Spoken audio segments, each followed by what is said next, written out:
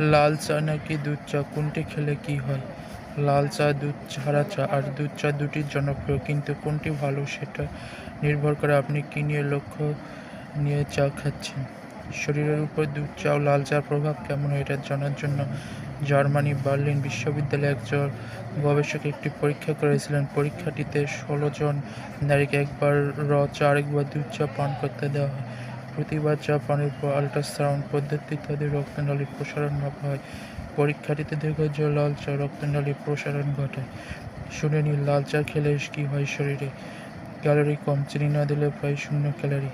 Antioxidant বেশি, যা হৃৎপিণ্ড ও ত্বকের জন্য ভালো। হজমে সাহায্য করে, ভারী খাবারের পর খেলে আরাম লাগে। ওজন কমাতে সহায়ক, বেশিরভাগ ডায়েট প্ল্যানে লাল চা রাখা হয়। শুনে নিন দুধ চা খেলে কী হয় শরীরে। চিনি প্লাস দুধের কারণে মিষ্টি ও ভারী স্বাদ। ক্যাফেইন ধীরে কাজ করে, ফলে দীর্ঘ সময় সতেজ রাখে। অনেকের জন্য মানসিক আরামের পানীয়, স্ট্রেস কমাতে কাজে দেয়। প্রাধান্যের বিষয়, সকালে বা ডায়েটের সময় লাল চা ভালো, বিকেলে আরামে বা আড্ডার সময় দুধ চা বেশি উপভোগ্য। ধন্যবাদ সবাইকে ভিডিওটি দেখার জন্য।